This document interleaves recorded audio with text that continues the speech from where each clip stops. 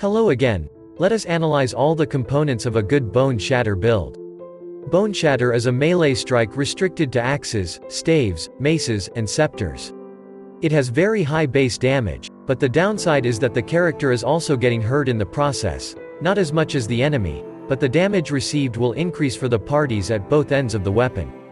This status is called trauma and it lasts for 6 seconds. As the character you're playing is extremely tanky and can mitigate a lot of physical damage, you want to increase this bonus to its limit. Juggernaut is the ascendancy that specializes in physical damage mitigation, so it's an easy choice. It makes the character tough out of necessity, as the more durable it is, the more damage it can potentially deal. The number of stacked trauma effects should not be limited by the character not being able to withstand self-inflicted damage, but by its attack speed. You're able to use this skill with almost any melee weapon, but we recommend a rare two-hand axe as it has the highest potential for raw physical DPS. A piledriver base for a mace or pillar of the caged god may be used too. We will come back to the intricacies of these weapons later in the guide. Boneshatter is good for clearing as well as dealing with single targets. If you manage to stun an enemy, which you should easily be able to, it releases a shockwave that clears an entire pack of enemies. You may even be able to stun bosses with the right weapon and anomalous skill gem. The build has extremely basic but effective defensive layers, tons of armor and life. Elemental damage is mitigated by the unbreakable keystone that makes 8% of armor apply to these types of damage taken from hits. To reduce chaos damage, just seek chaos resistance on your gear. Clear speed is great for a melee build. It's truly excellent with onslaught, rage, and adrenaline, which you can maintain reliably. Single target damage is one of the highest too, but it performs poorly against bosses that move quickly or have many invulnerability phases. Price of the build is very variable. It's good for a starter but at the same time has a very high potential with various upgrades.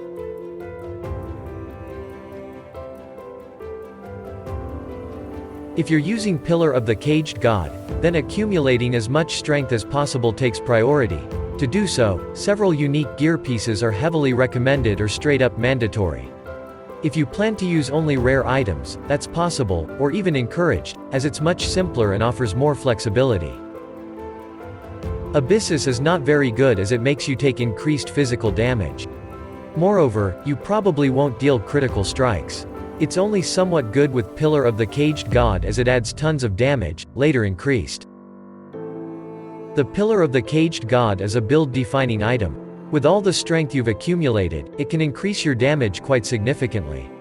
Remember to upgrade its quality on Hillock's workbench. The Iron Fortress grants a decent amount of strength and chance to block attack damage, but no elemental resistances nor maximum life. It's optional, and it will probably increase your overall damage, but compared to a rare body armor it's a more offensive option. Good if you stack strength. The Brass Dome has simply tons of armor and extra maximum elemental resistances, but it lowers your life by denying you the strength's bonus to it, so if you're stacking strength, don't take it. Use Alberon's Warpath for an 18% increase in strength. It's the only reason to incorporate this pair of boots into your final build. The added chaos damage will have no effect with Brutality support gem. Good only with Pillar. Tanu Ahi gloves can be good in a build where you often lose some life to instantly leech it all back. You're inflicting damage to yourself with Boneshatter. The reward is onslaught and adrenaline buffs. It's unreliable, as the chance to gain these is merely 10%. Ryslatha's Coil is often the best option for any physical damage attack build since the damage it grants is very high. In this case, it also provides a lot of life on stun. Accumulating 400 strength should be easy, making the Magnate Belt a very good option. It increases your damage significantly but grants no maximum life. Astramentus Amulet is great for attribute stacking builds such as this one. It grants a lot of strength and other attributes which will be also needed to some extent. Ashes of the Stars can grant a lot of quality to your anomalous or divergent Boneshatter, enhancing your build. Reservation efficiency is great too. Lethal Pride is used to upgrade your notables and range. The best socket for that is near stamina. Brawn is an optional jewel that can increase your strength and dexterity but reduce your intelligence. Look for pride modifiers on your Watcher's Eye, especially the one that improves the impale effect. If you're stacking strength with the Pillar of the Caged God, you have to venture up the skill tree for the staves nodes. It's quite a distance from the starting location, and you may use it to your advantage by socketing split personality jewels in nearby sockets for more strength and accuracy. The build follows the usual drill. Maximum life and elemental resistances will be the two main stats to keep your character alive, so you should seek these. If you plan to go for the precise technique, which you should, be sure to have a lot of accuracy, and that is sourced from strength too. It will be impractical or downright impossible to cap spell suppression chance, but having some of it won't hurt. A perfect helmet alone would have a price of a few cheap builds. There are two affixes from two separate influences that could elevate your build to a high tier. The gain accuracy rating equal to your strength is especially good. A simple bonus to accuracy is good too if you don't have that much strength. A two-handed axe offers the most damage, but a piledriver mace could further reduce enemies' stun threshold by 20%. Aim for simply as much physical DPS as you can afford. Just sort items by PDPS on the trade website. Use it only if you don't plan to stack strength. Rare body armor is superior to any other in terms of flexibility. You can score a lot of life, elemental resistances, and strength on this slot. Pick a pair of boots with simple resistances, maximum life, and movement speed. Spell suppression can be found if the item has built-in evasion. Get yourself a pair of gloves with maximum life, resistances, and some offensive bonuses. We heavily recommend getting accuracy and attack speed here. The belt is a simple case. Look for the usual maximum life and elemental resistances. Additionally, you can craft strength. Listed unique belts are usually superior choices. Rare amulet has the potential. It can increase your strength and damage, or mana reservation efficiency of the skills you're using. The most common modifiers to be found there are life, resistances, and attributes. Rare rings are the most common gear pieces to fix your resistances with. Additionally, you could look for strength, maximum life, and some offensive mods for more damage like accuracy or added damage. On your jewels, seek attributes, a 7% increased maximum life, and some other modifiers, elemental resistances or attack speed are preferable. Large cluster jewel. Overlord grants fortify on hit if you're using a blunt weapon. Devastator can make enemies explode on kill. Lion's Roar is the best flask for melee builds. It increases melee physical damage, armor, and adds knockback to your melee attacks. Equip one life flask to instantly regenerate life on use, a basalt flask for increased armor, a quicksilver flask for movement speed, and a silver flask for the onslaught. Their suffixes shall increase your armor, attack speed, and remove bleeding.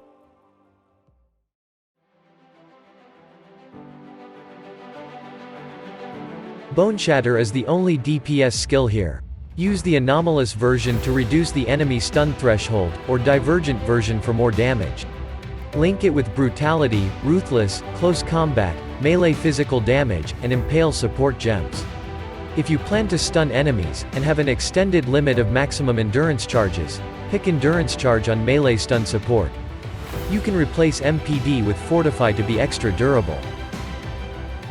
For auras, use pride to make enemies receive more physical damage, determination for more and increased armor, war banner for increased accuracy rating, and to make enemies take increased physical damage, and herald of purity for more damage.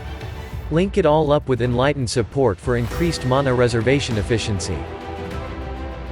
You should have a small amount of spare mana left, so you may want to use low-level precision for increased accuracy. Arctic armor makes you take 20% less fire and physical damage while stationary, which you should be when attacking. It grants phase immunity and chills enemies when hit. It's optional, you may not have enough mana or sockets for it. Pick Ancestral Warchief for more damage and Ancestral Protector for more attack speed. Link them up with MAME support so that enemies hit by these totems will receive increased damage, and multiple totem support to be able to summon both of them at once. Warlord's Mark reduces stun threshold, and grants endurance charges, rage, mana, and life leech. It's good if you can stun bosses with anomalous Boneshatter, But if you can't, or if you're using Divergent Boneshatter, Vulnerability Hex is probably better. Link your mark with mark on hit support. To move faster, use Leap Slam and link it with faster attack support gem. Set up Molten Shell as your movement key. It's a guard spell that mitigates a portion of incoming damage. It's able to absorb more damage the more armor you have. Berserk is a spell to be used during boss fights. It slowly drains the rage you've accumulated to grant you a brief but powerful bonus to damage and durability. Blood Rage grants you Life Leech and Frenzy charges on kill, but slowly drains your life. It should not be an issue. Ancestral Cry is a war cry that enhances strike attacks, making them more powerful, able to target 2 additional enemies, and have increased range.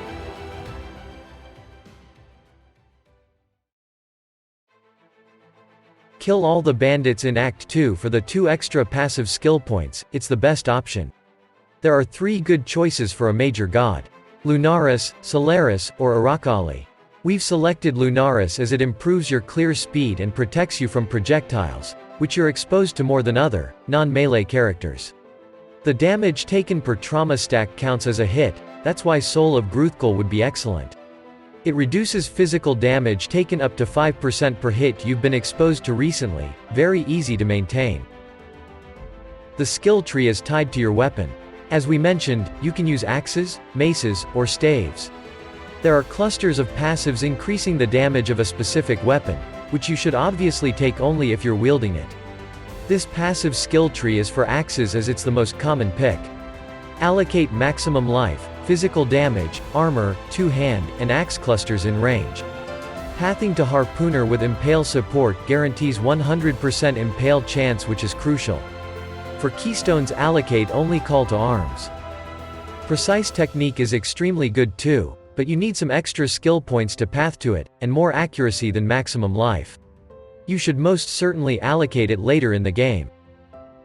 Pick Life Mastery for extra 50 life, and 15% increased life if your armor has no life mods, extra maximum elemental resistances from Armor Mastery if you meet the conditions, Fortify Mastery to have your melee hits fortify, Attack Mastery to make your strikes target an extra foe, Physical Mastery for more maximum physical damage, 2-hand Mastery for increased damage against unique enemies, and an Axe Mastery to generate rage on hit. That's all there is to it. Like the video if you found it useful, or subscribe to the channel. See you soon.